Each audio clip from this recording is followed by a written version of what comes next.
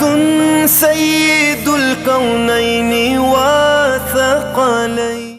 بسم اللہ الرحمن الرحیم والصلاة والسلام علی رسولہ الکریم، اما بعد۔ محترم ناظرین کرام، درس قرآن بسلسلہ عید میلاد النبی صلی اللہ علیہ وسلم کی ایک اور خصوصی نشست کے ساتھ ہم سب آپ کے بارگاہ میں حاضر ہیں۔ پیارے آقا صلی اللہ علیہ وسلم سے محبت کرنے والے پوری دنیا میں اپنی محبتوں کا اظہار کر رہے ہیں۔ کہیں محافل میلاد کا انعقاد ہو رہا ہے، کہیں نعت خوانی ہو رہی ہے، کہیں بیانات کا سلسلہ ہے۔ ہر امتی پیارے آقا صلی اللہ علیہ وسلم کی ولادت کی خوشی منا رہا ہے، اور یہ خوشی منانا ہمارے ایمان کا حصہ بھی ہے، چونکہ قرآن مجید فرقان حمید میں اللہ سبحانہ و تعالی نے واضح اعلان فرمایا ہے کہ حضور علیہ الصلوۃ والسلام کی بعثت پوری کائنات کے لیے، صرف انسانوں کے لیے نہیں، پوری کائنات کے لیے رحمت ہے۔ حضور کی تشریف آوری پوری کائنات کے لیے رحمت ہے۔ پیارے آقا صلی اللہ علیہ وسلم نے اس دنیا میں تشریف لا کر اس دنیا میں جتنی مخلوقات ہیں اور وہ مخلوقات جو دنیا میں نہیں رہتی، ان سب کے حقوق بیان فرمائے، ان کی تعظیم و توقیر کے سلسلے کو بیان فرمایا، ان کی عظمتوں کا اظہار فرمایا، اور ہر شخص کے لیے، ہر مخلوق کے لیے اس کی کیفیت کے مطابق، اس کی بساط کے مطابق پیارے آقا صلی اللہ علیہ وسلم نے تعلیمات کا سلسلہ بھی فراہم فرمایا۔ تو آپ صلی اللہ علیہ وسلم کی بعثت پوری کائنات کے لیے رحمت ہے، اس لیے سب پر یہ لازم بنتا ہے کہ ایسی رحمت کے ملنے پر اللہ سبحانہ و تعالیٰ کا شکریہ ادا کریں اور اس رحمت کی عظمتوں کا اظہار اور بیان کریں۔ کیو ٹی وی بھی اسی سلسلے میں یہ خصوصی پروگرام پیش کر رہا ہے، عظمت مصطفیٰ صلی اللہ علیہ وسلم کا بیان، یعنی قرآن کے اندر صاحب قرآن کا بیان۔ قرآن مجید فرقان حمید کی آیت بینات میں رسول اللہ صلی اللہ علیہ وسلم کی عظمتوں کو اللہ نے کس طرح بیان فرمایا ہے۔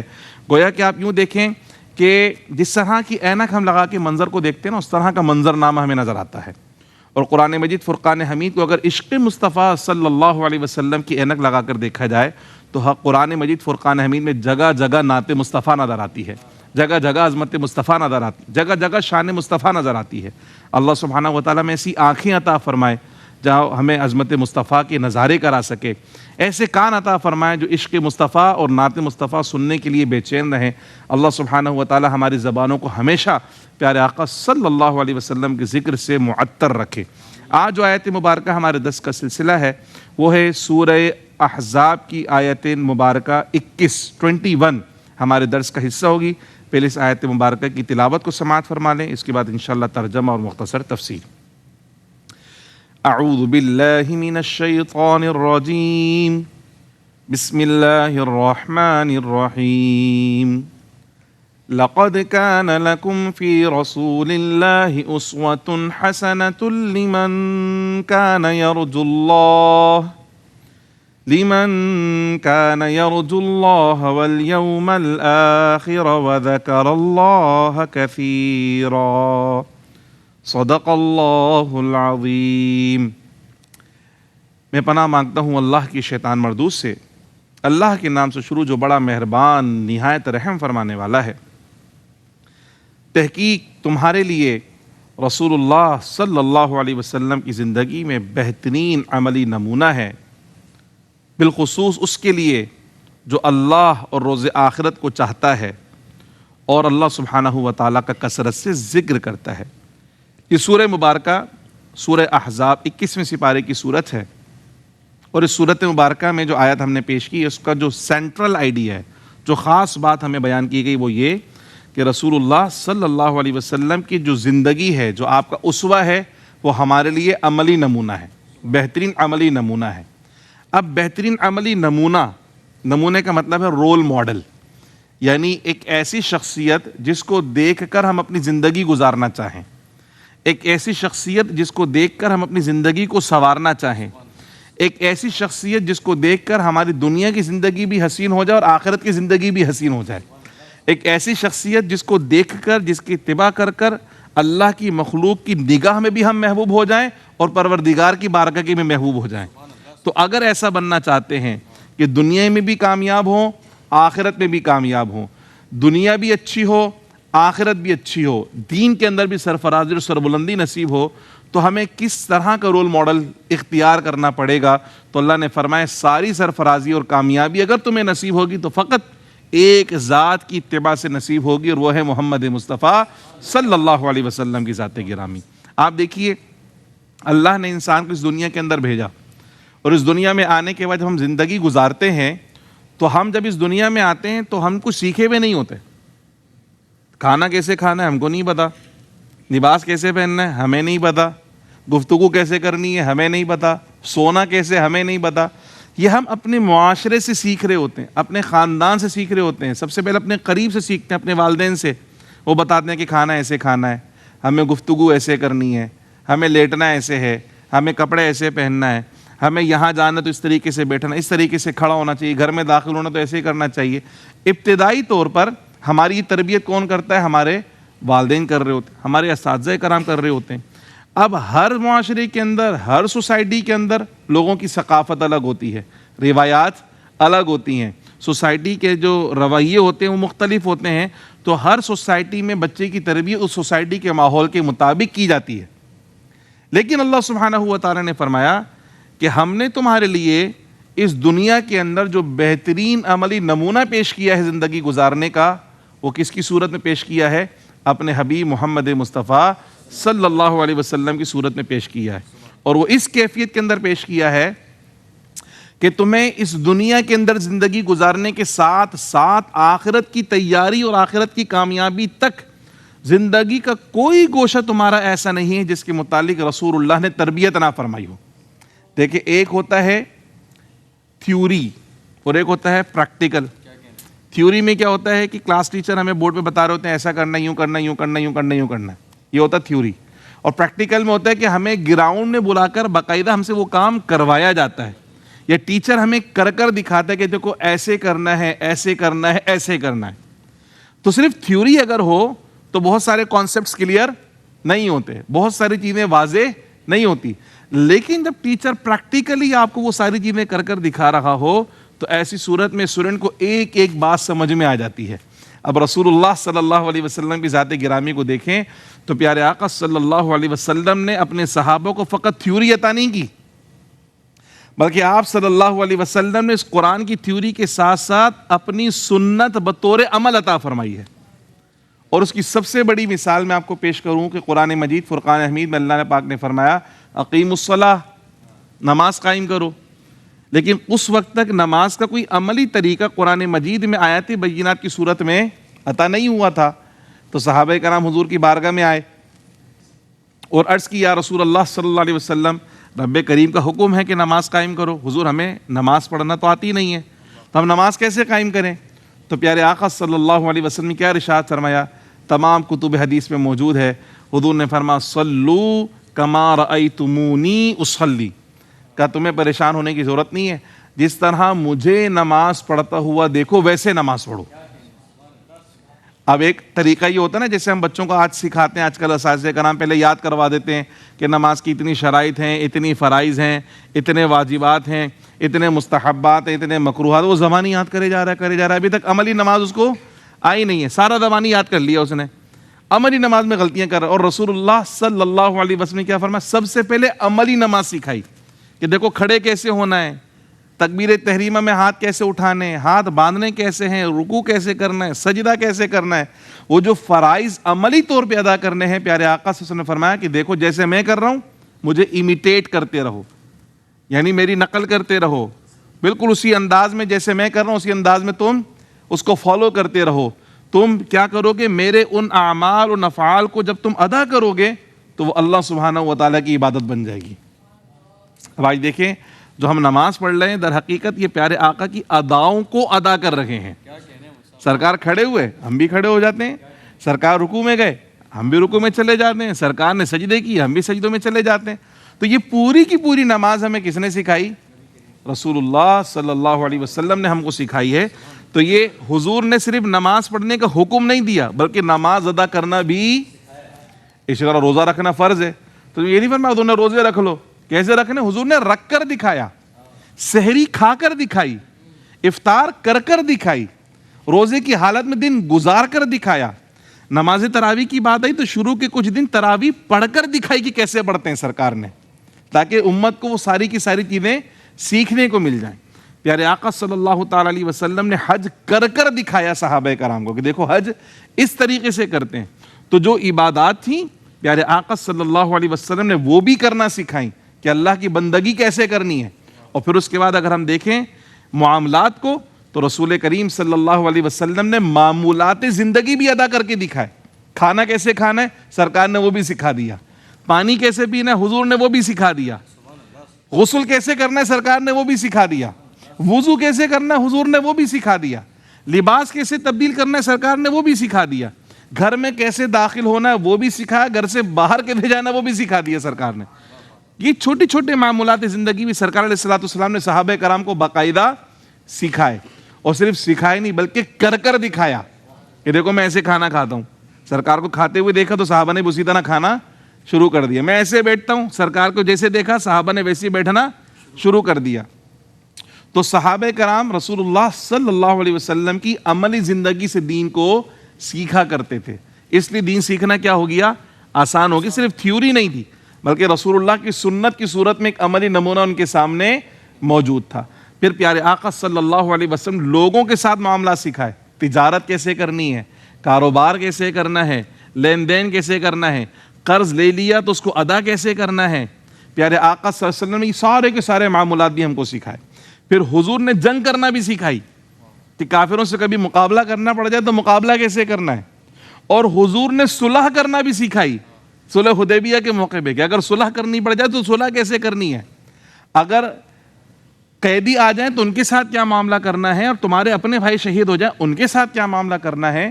تو پیارے آقا صلی اللہ علیہ وسلم کی پوری زندگی ہمیں کیا نظر آتی ہے, عملی نمونہ نظر آتی ہے کہ حضور نے فقط تھیوری عطا نہیں کی بلکہ پیارے آقا صلی اللہ علیہ وسلم زندگی کا ایک ایک معاملہ ایک ایک کام پریکٹیکلی کر کر دکھایا. اور اس لیے اللہ نے فرمایا کہ لقد کان لکم فی رسول اللہ اسوۃ حسنہ, کہ رسول اللہ صلی اللہ علیہ وسلم کی عظمت اور فضیلت کی میناریں تو بہت بلند ہیں, لیکن رسول اللہ کی جو زندگی ہے وہ تمہارے لیے عملی نمونہ ہے. حضور نے کوئی ایسی زندگی نہیں گزاری کہ عام شخص اس کا تصور بھی نہ کر سکے.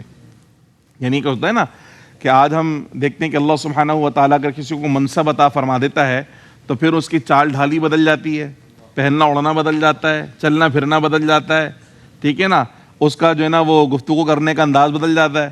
اور جو ہے نا پھر وہ بندہ بولتا ہے کہ بھائی کوئی مرید ہے تو پیر صاحب کو دیکھ کے بول رہا بھائی میں تو ایسی لگزریس لائف اسٹائل گزار ہی نہیں سکتا. اور رسول اللہ کی ذات گرامی, آپ تو نبیوں کے نبی ہیں, سید المرسلین ہیں, اللہ کے محبوب ہیں, اللہ نے آپ کو قاسم بنایا ہے, اپنی نعمتیں تقسیم کرنے والا. واللہ یعطی انما انا قاسم, اللہ عطا کرتا میں تقسیم کرتا ہوں. لیکن حضور علیہ الصلوۃ والسلام کی شان کیا ہے, سادہ لباس پہنتے ہیں, جو کی روٹی کھا رہے ہیں, سرکار کے گھر میں فاقے بھی ہو رہے ہیں, چولہا نہیں جل رہا. پیارے آقا صلی اللہ علیہ وسلم جو ہے وہ چپل پہن رہے ہیں تو نارمل سی چپل پہن رہے ہیں, حضور سو رہے ہیں تو چٹائی پہ سو رہے ہیں, زمین پہ سو رہے ہیں, تکیہ لگا رہے تو اینٹ کا تکیہ لگا لیا, کھجور کی چھال کا تکیہ لگا لیا. حضور علیہ السلام کا گھر بڑا سادہ سا گھر بنا ہوا ہے, اس میں کوئی فانوس نہیں لٹکے ہوئے, اس میں کوئی خوبصورت لائٹیں نہیں لگی ہوئی ہیں, اس کے اندر جناب والا کوئی پنکھے شنکے نہیں لگے, بالکل سادے سے گھر بنے ہوئے. تو آپ صلی اللہ علیہ وسلم نے ایک عام انسان کی زندگی گزار کر ہمیں سکھایا کہ کوئی امتی یہ نہ بولے کہ ان کا تو ایسا لائف اسٹائل تھا ہم تو کر ہی نہیں سکتے, بلکہ حضور نے وہ لائف اسٹائل عطا فرمایا ہے کہ ایک غریب امتی بھی اختیار کر سکتا ہے اور امیر امتی بھی اختیار کر سکتا ہے. ایک ایسا بیلنس لائف اسٹائل پیارے آقا نے عطا فرمایا ہے. تو اس لیے فرمایا اللہ پاک نے کہ رسول اللہ کی زندگی ہی فقط ایسی زندگی ہے جس کو رول ماڈل بنایا جا سکتا ہے. باقی انسانوں کی زندگی میں کہیں نہ کہیں کمی خامی کوتاہی کہیں نہ کہیں نظر آ سکتی ہے, لیکن رسول اللہ کی ذات گرامی کامل اکمل اور مکمل ہے, ہر کیفیت میں کامل اکمل اور مکمل ہے. کہیں آپ کو خامی اور خرابی نظر نہیں آئے کہ جیسے خلوت میں ہے ویسے ہی جلوت میں ہے, جیسے صحابہ کے بیچ میں ہیں ویسے ہی اپنی ازواج کے بیچ میں ہیں. ایسے نہیں کہ باہر لوگوں کے بیچ میں کچھ اور کیفیت میں اور گھر جاتے ہیں تو کیفیت بدل جاتی ہے. بلکہ اماں عائشہ صدیقہ رضی اللہ تعالی عنہا سے پوچھا گیا کہ ذرا بتائیے کہ پیارے آقا صلی اللہ علیہ وسلم کے اخلاق کریمانہ کیسے تھے. تو سرکار کے متعلق اماں عائشہ نے کیا فرمایا, کانا خلقہ القرآن, کیا تم نے قرآن نہیں پڑھا؟ رسول اللہ صلی اللہ علیہ وسلم تو قرآن مجید فرقان حمید کا عملی نمونہ تھے کہ قرآن میں اللہ نے جتنی شانیں مومنوں کی بیان فرمائی ہیں وہ ساری شانوں کو اگر تم دیکھنا چاہو تو محمد مصطفیٰ کی ذات گرامی میں دیکھ لو. اس لیے اللہ پاک نے فرمایا کہ رسول اللہ کی زندگی تمہارے لیے بہترین عملی نمونہ ہے کہ اگر اللہ کو راضی کرنا چاہو, اللہ کی مخلوق کے درمیان عزت حاصل کرنا چاہو, اس دنیا میں کامیابی حاصل کرنا چاہو اور ایک ایسی لائف گزارنا چاہو کہ اللہ کو پسند آ جاؤ, تو پھر کیا کرو, رسول اللہ کی زندگی کو فالو کرو. ایک اور جگہ ارشاد فرمایا قل ان کنتم تحبون اللہ فاتبعونی یحببکم اللہ. خود اللہ نے اعلان فرمایا اے حبیب صلی اللہ علیہ وسلم آپ ان سے کہہ دیجئے ان کنتم تحبون اللہ، اگر تم اللہ سے محبت کرتے ہو تو کیا کرو؟ فاتبعونی، میری اتباع کرو. محبت کس کی ہے؟ اللہ پاک کی محبت. اور اتباع کس کی کرنی ہے؟ اللہ کے محبوب حضرت محمد مصطفیٰ صلی اللہ علیہ وسلم کی اتباع کرنی ہے. تو فائدہ کیا ہوگا؟ فرمایا یحببکم اللہ، اللہ تم سے محبت کرنے لگ جائے گا. یعنی جب تم اللہ کے محبوب کے نقش قدم پر چلو گے تو تم بھی محبوب بن جاؤ گے. تو اللہ کا محبوب بننے کا سب سے آسان راستہ کیا ہے؟ اللہ کے محبوب کے نقش قدم پر چلنا. تو ابھی تم دعویٰ کرتے ہو کہ ہم اللہ سے محبت کرتے ہیں، پھر اللہ خود تم سے محبت کرنے لگ جائے گا. اور ہم دیکھیں رسول اللہ صلی اللہ علیہ وسلم کے غلاموں میں، آپ کے امتیوں میں ابو بکر صدیق رضی اللہ تعالی عنہ، جو کہ افضل البشر بعد الانبیاء، انسانوں میں نبیوں کے بعد سب سے افضل کون؟ ابو بکر صدیق رضی اللہ تعالی عنہ. یہ مقام کیوں ملا؟ حضور کی محبت، حضور کی اتباع میں. سیدنا عمر فاروق اعظم بنے حضور کی محبت، حضور کی اتباع میں. سیدنا عثمان غنی رضی اللہ تعالی عنہ کامل الحیا بنے حضور کی محبت، حضور کی اتباع میں. حضرت سیدنا علی کرم اللہ تعالی وجہ الکریم تمام مومنوں کے ولی بنے اور اللہ سبحانہ و تعالیٰ کے حبیب کے علم کے تقسیم کرنے والے بنے کہ انا مدینۃ العلم وعلی بابوہا. یہ شانیں ملی حضور کی محبت، حضور کی اتباع میں. سارے صحابہ کو دیکھ لیں، پھر اولیاء کاملین کو دیکھ لیں، سرکار غوث پاک بنے اور ولیوں کے سردار بنے حضور کی محبت، حضور کی اتباع میں. حضور خواجہ غریب نواز سرکار ہند الولی، حضور کی محبت، حضور کی اتباع میں. سارے انبیاء کرام، اولیاء کرام، علماء کرام جن کو اللہ نے مقام و مرتبہ عطا فرمایا ہے اور وہ اللہ کی بارگاہ میں محبوب ہونے کے ساتھ اللہ کی مخلوق اگر ان سے محبت کرتی ہے تو کیا وجہ نظر آتی ہے؟ اللہ کے حبیب کی محبت اور اتباع. تو اللہ نے وعدہ فرما لی یحببکم اللہ، پھر تمہیں نہیں کہنا پڑے گا ہم اللہ سے محبت کرتے، اللہ خود تم سے محبت کرنے لگ جائے گا. اور دوسرا کیا فرما؟ یغفر لکم ذنوبکم، پھر اللہ تعالیٰ تمہارے تمام گناہوں کو بھی معاف فرما دے گا. تو اللہ کا محبوب بننا ہے تو حضور کی اتباع، اور گناہوں کی معافی حاصل کرنی ہے تو حضور کی اتباع کرنی ہے. تو رول ماڈل اگر کوئی بن سکتا ہے ہمارا تو فقط پیارے آقا صلی اللہ علیہ وسلم کی ذات گرامی، چونکہ وہ معصوم ہیں، اللہ سبحانہ و تعالیٰ کے معصوم نبی ہیں اور اللہ سبحانہ و تعالیٰ کے کامل اکمل مکمل نبی ہیں، جنہیں اللہ سبحانہ و تعالیٰ نے ایسی رسالت کے ساتھ مبعوث فرمایا کہ قیامت تک آپ کی رسالت کا سلسلہ جاری اور ساری رہے گا. اور ایسا قرآن مجید فرقان حمید عطا فرمایا جس کی تعلیمات قیامت تک آنے والے مسلمانوں کے لیے ہدایت و رہنمائی کا ذریعہ ہے. اس لیے حضور علیہ الصلوۃ والسلام کی سیرت اور آپ کو اسوہ ہمارے لیے عملی نمونہ ہے. ایک اور پس منظر میں آپ کو بیان کروں، یہ جو سورہ احزاب ہے اس میں اللہ پاک نے غزوہ احزاب کو بیان فرمایا، اور غزوہ احزاب جو تھا یہ غزوہ خندق کے نام سے بھی مشہور ہے، جس میں مکہ مکرمہ سے جو کفار تھے، کفار قریش، ایک بہت بڑا لشکر، یعنی پورے مسلمانوں کے مخالفین کو جمع کر کے ایک بہت بڑا لشکر لے کر آئے تھے. اتنا بڑا لشکر کبھی کسی نے دیکھا نہیں تھا مکے میں، اتنا بڑا لشکر وہ لے کر آئے تھے عرب کے اندر. تو ان سے دفاع کرنے کے لیے حضور نے جو حکمت عملی اختیار کی تھی حضرت سلمان فارسی کے مشورے پر، وہ کیا تھا؟ خندق کھودی گئی، مدینہ منورہ میں خندق کھودی گئی، اور خندق کے اس پار کفار تھے اور خندق کے اس پار مومنین موجود تھے. اب جب خندق کی کھدائی کی باری آئی تو اس وقت کیفیت یہ تھی کہ مسلمانوں کے پاس قحط تھا اور کھانے کی قلت تھی، اور آپ صلی اللہ علیہ وسلم نے 10 یا 12 صحابہ کرام کی ٹولیوں جو ہے ان کو زمین کا ٹکڑا دی کہ تم نے اس ٹکڑے کو کیا کرنا ہے؟ کھودنا ہے. اس کھودنے کی دوران جو ہے ایک چٹان آ گئی، اور ایک ایسی چٹان آ گئی کہ صحابہ کرام اس کو توڑنے کی کوشش کر رہے ہیں مگر ان سے ٹوٹ نہیں رہی. وہ حضور اکرم صلی اللہ علیہ وسلم کی بارگاہ میں آ گئے کہ یا رسول اللہ صلی اللہ علیہ وسلم، ایک چٹان ایسی آ گئی جو ہم سے ٹوٹ نہیں رہی ہے، اور ظاہر سی بات ہے ہم اتنے دنوں سے بھوکے بھی ہیں، فاقے بھی ہیں، اور بھوک بھی لگ رہی ہے، تو شاید اس وجہ سے ہماری کمزوری آ گئی، تو اس وجہ سے ہم اس کو توڑ نہیں پا رہے. اور اپنا قمیضیں اٹھا کر دکھائیں تو صحابہ کرام کے پیٹ پر پتھر بندھا ہوا تھا. یعنی جب شدید بھوک لگ رہی ہے تو پیٹ میں ایٹھن ہو رہی ہے تو اس کو کم کرنے کے لیے انہوں نے پیٹ پر کیا باندھا؟ پتھر باندھا. ہمیں تو کبھی ایسی زحمت ہوئی نہیں، نہ اللہ نے کبھی ایسے دن دکھائے ہمیں تو الحمدللہ اسلام اور دین کی برکت سے ہر وقت اچھا کھانا مل رہا ہے، تینوں ٹائم الحمدللہ ہم کھانا کھا رہے ہوتے ہیں، کبھی ہم نے بھوک گزاری ہی نہیں ہے. اختیاری بھوک روزے کی صورت میں ہم کر لیں تو کر لیں، اس کے علاوہ بھوکے رہتے ہی نہیں ہم. لیکن ان صحابہ کرام نے ایسا بھی زمانہ دیکھا. تو جن صحابہ کرام نے دین اسلام کے لیے اتنی مشقتیں برداشت کی ہوں، ہمیشہ ان کا ادب کرنا چاہیے، ان کے متعلق زبان درازی نہیں کرنی چاہیے. تو جب ان صحابہ کرام نے اپنی قمیض اٹھا کر دکھائی تو ان کی پیٹ پر ایک پتھر بندھا ہوا تھا، اور رسول کریم صلی اللہ علیہ وسلم نے جب اپنی قمیض اٹھا کر دکھائی تو سرکار کے پیٹ پر 2 پتھر بندھے ہوئے تھے. یہ وہ موقع جب یہ آیت نازل ہوئی کہ آج کیا ہوتا ہے کہ جو قائدین ہوتے ہیں وہ ٹھنڈے کمروں کے اندر بیٹھے ہوتے ہیں اور کارکنان جناب والا کام کر رہے ہوتے ہیں گراؤنڈ کے اندر. وہ خود جو ہے بلٹ پروف کنٹینرز کے اندر بیٹھ کر جو ہے وہ خطاب کر رہے ہوتے ہیں، اور ساری کی ساری پبلک اور عوام کا ہوتی ہے روڈوں پر ٹھنڈ کے اندر بارش کے اندر پریشان ہو رہی ہوتی ہے. اور رسول اللہ صلی اللہ علیہ وسلم ایک ایسے قائد ہیں، دنیا کے اندر واحد ایسے قائد ہیں کہ جہاں حضور علیہ الصلوۃ والسلام کے صحابہ موجود ہیں، سرکار بھی اسی میدان کے اندر موجود ہے. اگر صحابہ کو بھوک لگ رہی ہے تو سرکار علیہ الصلوۃ والسلام نے بھی پیٹ پر پتھر باندھا ہوا ہے. ایسا نہیں کہ حضور اپنے گھر میں آرام فرما اور وہاں کھانا کھا رہے ہیں، نہیں، حضور بھی اپنے صحابہ کے ساتھ میدان کے اندر. تو یہ فرمایا کہ یہ دیکھو رسول اللہ صلی اللہ علیہ وسلم کی زندگی میں تمہارے لیے بہترین عملی نمونہ ہے کہ آپ اللہ کے حبیب بھی ہیں، اللہ کے رسول بھی ہیں، اور اپنے اسلامی ریاست کے سربراہ بھی ہیں، لیکن اس کے باوجود جہاں صحابہ موجود ہیں وہیں سرکار علیہ الصلوۃ والسلام بھی موجود ہیں. پھر پیارے آقا صلی اللہ علیہ وسلم نے کدال لی اور آپ صلی اللہ علیہ وسلم نے اس چٹان پر ایک دفعہ ضرب ماری تو اسے ایک چنگاری نکلی، جسے سیرت نگاروں نے کہا کہ نور نکلا. اور پیارے آقا نے فرمایا کہ مجھے ملک شام کی کنجیاں عطا فرما دی گئیں.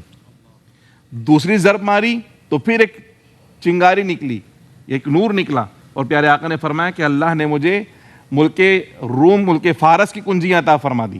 اور پھر تیسری ضرب ماری تو وہ جو چٹان تھی پاش پاش ہو گئی، اس کے ٹکڑے ٹکڑے ہو گئے، ریزہ ریزہ ہو گئی. اور پیارے آقا نے فرمایا کہ اللہ نے مجھے ملک یمن کی بھی چابیاں عطا فرما دی. اب ایک لیڈر دیکھیں، ایک ضمناً ایک بات آ گئی، ایک لیڈر اپنے لوگوں کا حوصلہ کیسے بلند کرتا ہے. بظاہر یہاں پر کیا ہے، مدینہ منورہ میں محاصرہ ہوا ہے اور مدینے سے باہر نہیں جا سکتے، اور سامنے کوئی 10 سے 12 ہزار کا لشکر موجود ہے جو مسلمانوں پر حملہ کرنے پر آمادہ ہے. ابھی تو اپنے دفاع کی ضرورت ہے، اپنے آپ کو محفوظ کرنا ہے. لیکن حضور علیہ الصلوۃ والسلام صحابہ کو حوصلہ بڑھا رہے ہیں کہ دیکھو بلا شبہ محاصرہ ہے اور یہ ہم پر حملہ کرنے ہیں، لیکن تم نے گھبرانا نہیں ہے، تم نے پریشان نہیں ہونا. انشاءاللہ ہم یہاں بھی کامیاب ہوں گے اور پھر ہماری دعوت مدینے سے باہر نکلے گی.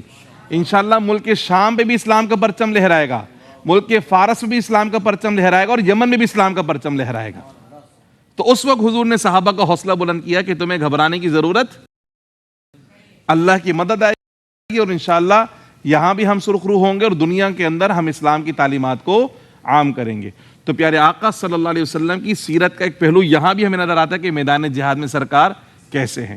تیسری کیفیت ہمیں نظر آتی ہے کہ حضور اکرم صلی اللہ علیہ وسلم نے جب تبلیغ فرمائی تو وہ تبلیغ زبانی نہیں تھی فقط، بلکہ وہ تبلیغ باقاعدہ عملی تھی.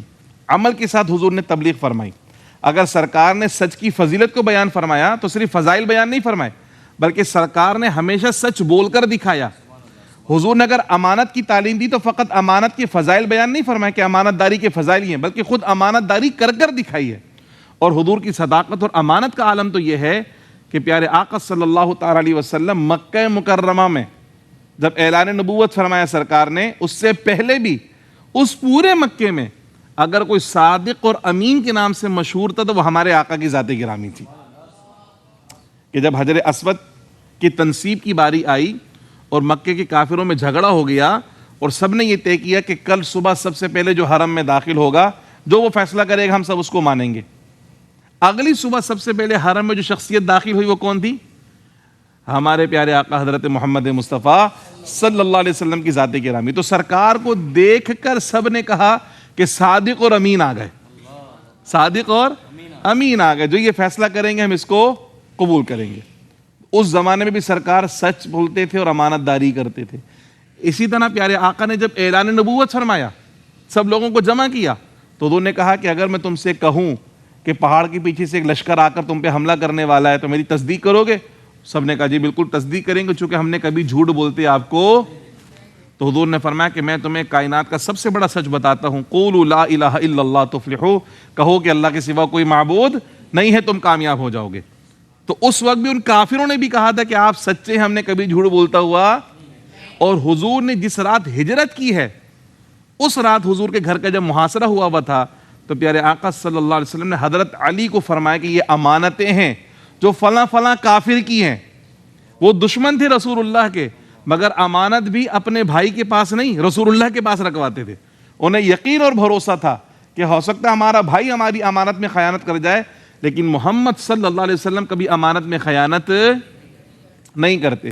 تو ان دشمنوں نے بھی اپنی امانتیں رسول اللہ کے پاس رکھوائی تھی. اور سرکار نے اس رات بھی جب حضور کی جان کو اندیشہ تھا، جب حضور کو قتل کرنے کے لیے وہ آئے تھے، تو سرکار نے نہیں فرمایا کہ بھئی میں بس اللہ کا حکم آ گیا اور میں یہاں سے نکل جاؤں.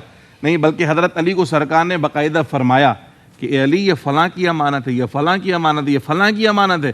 صبح اٹھنا اور یہ ساری امانتیں ان کے مالکوں کے حوالے کرنا، پھر مدینہ منورہ آنا. تو حضور نے صرف سچ بولنے کی تعلیم نہیں دی، صرف سچ کے فضائل بیان نہیں فرمائے، بلکہ سچ بول کر دکھایا. امانت کی صرف تعلیم بیان نہیں کی، بلکہ امانت داری کر کر دکھائی. پیارے آقا نے صرف حیا کی فضیلت بیان نہیں کی، بلکہ با حیا بن کر دکھایا. حضور نے تواضع انکساری کی فقط تعلیم نہیں عطا فرمائی، بلکہ تواضع کے ساتھ آپ نے خود تواضع کر کر دکھائی ہے. آپ نے حق پر قائم رہنے کی صرف فضائل بیان نہیں فرمائے، بلکہ خود آپ صلی اللہ علیہ وسلم نے استقامت کر کر دکھائی ہے.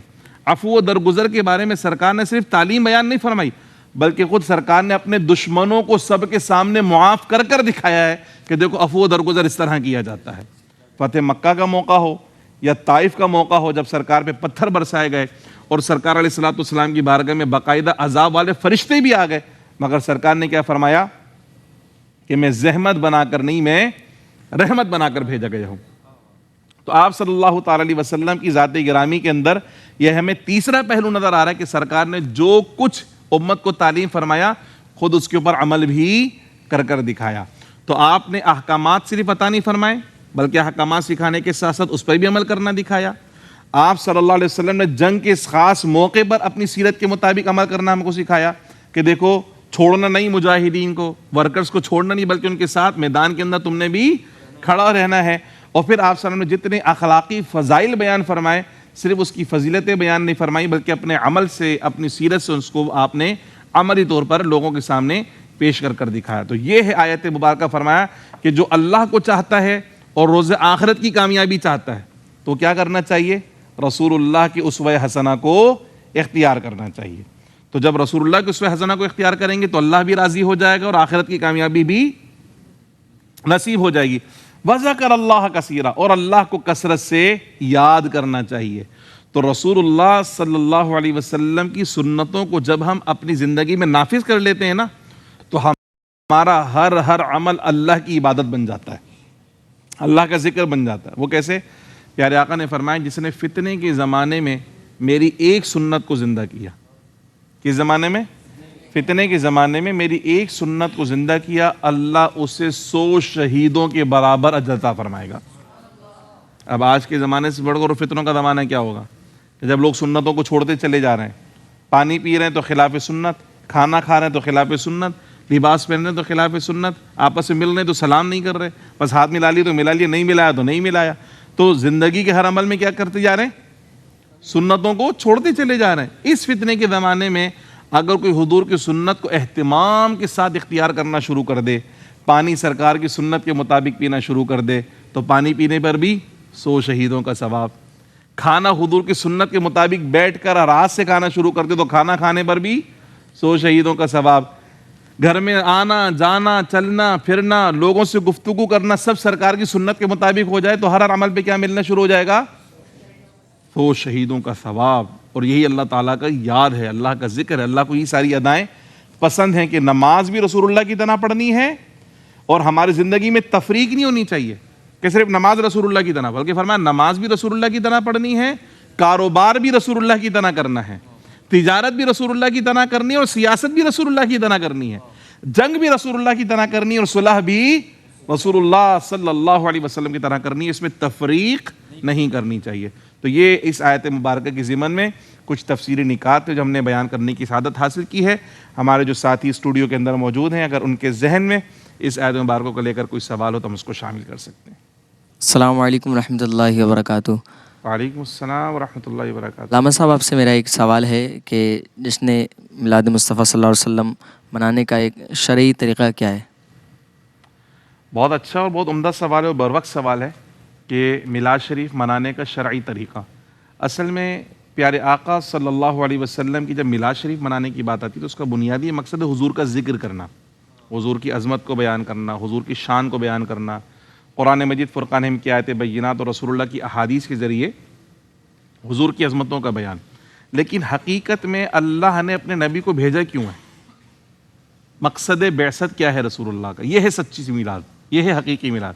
اور اللہ نے خود فرمایا کہ ہم نے نبی مکرم صلی اللہ علیہ وسلم کو اس لیے بھیجا یعلمہم الکتاب والحکمہ ویزکیہم، کہ نبی مکرم صلی اللہ علیہ وسلم تمہیں کتاب کی تعلیم عطا فرمائیں گے، حکمت کی تعلیم عطا فرمائیں گے اور تمہیں پاک کریں گے، تزکیہ کریں گے، یعنی جتنی باطنی رذائل ان سب سے تمہیں صاف اور پاک اور صاف کر دیں گے کہ تم اللہ سبحانہ و تعالیٰ کی بارگاہ کے محبوب بننے کے قابل ہو جاؤ گے، دین پر عمل کرنے کے قابل ہو جاؤ گے. تو سچی میلاد منانا یا حقیقی میلاد منانا ہم اسے ہی کہتے ہیں کہ حضور علیہ الصلوۃ والسلام کے ذکر کے ساتھ ساتھ آپ صلی اللہ علیہ وسلم کی اتباع کی جائے، آپ کی اسوہ حسنہ کو اختیار کیا جائے اور زندگی میں عملی طور پر اس کو نافذ کیا جائے. السلام علیکم. وعلیکم السلام. مفتی صاحب میرا آپ سے یہ سوال تھا کہ حضور صلی اللہ علیہ وسلم جو ہیں وہ ہمارے لیے آج بھی کیا رول ماڈل ہیں؟ بہت ہی عمدہ سوال ہے اور بہت ہی خوبصورت سوال ہے. دیکھیں کچھ لوگ یہ کہتے ہیں کہ زمانہ گزرتا ہے تو لوگوں کی ثقافت بدلتی ہے، رواج بدل جاتے ہیں، معاملات بدل جاتے ہیں، تو ظاہر سی بات ہے ہر زمانے کے چال چلن طور طریقے الگ ہوتے ہیں. لیکن رسول اللہ صلی اللہ علیہ وسلم نے جو ہمیں زندگی گزارنا سکھایا ہے نا، آپ کا اسوہ حسنہ زمانے گزرنے کے ساتھ پرانا نہیں ہو رہا، بلکہ آج جب سائنس تحقیق کر رہی ہے تو حضور کا اسوہ حسنہ اور نکھر کر سامنے آ رہا ہے. یعنی حضور نے جس طرح کھانا کھانا سکھایا 1450 سال پہلے، آج میڈیکل سائنس کہتی کہ اس طریقے سے کھانا کھانا انسانوں کے لیے بہتر ہے. حضور نے جیسے پانی پینا سکھایا، آج میڈیکل سائنس کہتی کہ جیسا پانی محمد صلی اللہ علیہ وسلم پینا سکھایا اس طرح پانی پینا جو ہے وہ بالکل درست ہے. حضور نے جس طرح سونا سکھایا، آج میڈیکل سائنس کہتی ہے کہ اس انداز میں سونا انسانوں کے لیے بہترین ہے اور اس کے خلاف سوئیں گے تو اس کا نقصان ہوتا ہے. تو پیارے آقا صلی اللہ علیہ وسلم نے جو طریقہ جو زندگی گزارنے کا سکھایا، آج سائنس تحقیق کر کے بتا دی کہ 1400 سال پہلے جو رسول اللہ سکھا گئے، آج انسانیت کے لیے اس سے بہتر طریقہ اور کوئی نہیں ہو سکتا. ایک تو یہ بات ہوئی. دوسرا یہ کہ آپ صلی اللہ علیہ وسلم نے انسانوں کو کامل انسان بنایا، یعنی وہ اوصاف جو ہر زمانے میں انسان میں ہونا چاہیے، ہر علاقے کے انسان میں ہونے چاہیے: سچ بولنا اور جھوٹ سے بچنا، حیا کو اختیار کرنا، بے حیائی سے بچنا، امانت داری کو اختیار کرنا اور خیانت سے اپنے آپ کو بچانا، سچائی کا پیکر بننا. یہ وہ اوصاف ہیں جو ہر زمانے میں انسانوں کے اندر ہونے چاہیے اور رسول اللہ نے اس کو عطا فرمایا.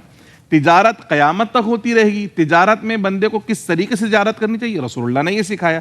تو آپ صلی اللہ علیہ وسلم کا اسوہ اور آپ کا طریقہ قیامت تک آنے والے انسانوں کے لیے رول ماڈل ہے.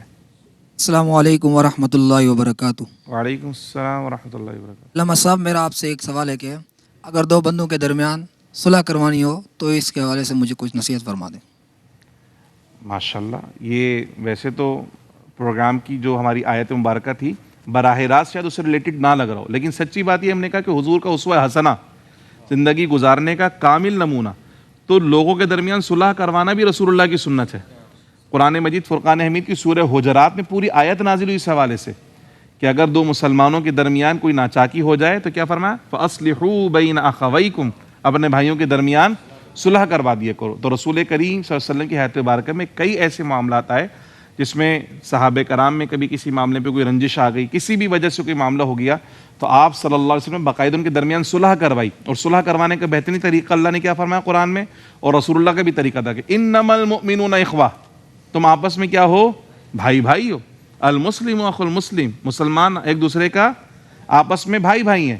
تو جب بھائی بھائی ہو تم آپس میں، جیسے ہم سگے بھائی ہوتے ہیں، ایک ہی گھر میں رہنا ہے، ایک ہی ساتھ زندگی گزارنی ہے، تو رنجش وقتی ہوتی ہے، وقتی طور پہ کوئی ناراضگی ہو گئی لیکن اس ناراضگی کو کیا کرنا ہے؟ ختم کرنا ہے، دور کرنا ہے. تو اسی طرح مسلمان بھی آپس میں بھائی بھائی ہیں. دنیا کے کسی بھی خطے میں رہنے والے ہوں، اگر کوئی وقتی نزاع ہوگی، کوئی پریشانی ہوگی تو اس کو پریشانی کو، اس اختلاف کو دور کرو. اور پھر سرکار نے یہاں تک ارشاد فرمایا کہ کسی مسلمان کے لیے جائز نہیں کہ اپنے مسلمان بھائی سے 3 دن سے زیادہ ترک کلامی کرے، قطع تعلق کرے. 3 دن سے زیادہ یعنی ناراضگی کا دورانیہ فقط کتنا ہونا چاہیے؟ بس 3 دن. 3 دن سے زیادہ ناراض رہنے کی اجازت بھی سرکار نے عطا نہیں فرمائی کہ جو بھی ناراضگی ہے، جو بھی پریشانی ہے، جو بھی آپس کی رنجش کیا کرو، اس سے بات چیت کر کے ختم کرو. تو یہ پیارے آقا صلی اللہ علیہ وسلم کو اسوہ رہا کہ ایسے نہیں کہ ایک دفعہ ناراض ہوگی تو بھائی وہ ناراض ہے تو میں بھی ناراض ہوں. نہیں، فرمایا نہیں، مناؤ. حضور نے فرمایا صل من قطعک واعف عمن ظلمک، جو تم سے توڑے تم اس سے جوڑو. وہ دور بھاگ رہا تم اس کو جا کے پکڑ لو، نہیں میرے بھائی مجھ سے غلطی ہو گئی معاف کر دے، اگر مجھ سے ناراض ہے چل میں مجھ سے معافی مانگتا ہوں. تو فرمایا صل من قطعک، جوڑو جو تم سے کٹے، جو تم سے توڑے تم اس کو جوڑو. واعف عمن ظلمک، اگر کسی نے تم پہ ظلم کر دیا تم اس کو معاف کر دو. اپنی طرف سے محبت کا رویہ اختیار کرو. اور رسول اللہ کی سیرت کے اندر بھی ہمیں یہ نظر آتا ہے جن لوگوں میں سرکار پہ ظلم کیا سرکار نے ان سب کو معاف فرما دیا. جنہوں نے پیارے آقا صلی اللہ علیہ وسلم کے لیے طعن و تشنیع کے لہجے اختیار کیے تھے پیارے آقا نے ان کو بھی معاف فرما دی اور ان کو بھی پیارے آقا نے اپنے سینے سے لگایا، اپنے دامن رحمت میں ان کو بھی جگہ عطا فرمائی. تو یہ پیارے آقا صلی اللہ علیہ وسلم کی سیرت کا ایک بڑا خوبصورت پہلو ہے. اور آج اس وقت موجودہ زمانے میں جو مادیت پرستی کا زمانہ ہے، نفس نفسی کا زمانہ ہے، ہر طرف جھگڑا، ہر طرف پریشانی ہے اور ہر طرف بیرارہ بھی نظر آتی ہے. تو حضور کی سیرت کے اس پہلو کو ہمیں اجاگر کرنا چاہیے کہ مسلمان آپس میں کیا ہیں؟ بھائی بھائی. ہم ایک دوسرے لا تعلق نہیں رہ سکتے. ہم سب ایک دوسرے سے محبت کریں، محبت کی اس جذبے کو پروان چڑھائیں اور المسلم اخو المسلم کی عملی تصویر بن کر ہمیں نظر آنا چاہیے. ناظرین کرام، یہ آج کا ہمارا درس قرآن سورہ احزاب کی آیت نمبر 21 کی روشنی میں، اس میں حضور اکرم صلی اللہ علیہ وسلم کو اسوہ حسنہ کو اللہ نے بیان فرمایا. اللہ کریم ہم سب کا یہ سننا بھی اپنی بارگاہ میں قبول فرمائے اور آج اس پرفتن زمانے میں پیارے آقا صلی اللہ علیہ وسلم کو اسوہ حسنہ کو عملی طور پر اپنی زندگی میں شامل کرنے کی ہمیں توفیق عطا فرمائے. آمین. وآخر دعوانا ان الحمد للہ رب العالمین. مولاي صل وسلم دائما ابدا على حبيبك خير الخلق كلهم محمد سيد الكونين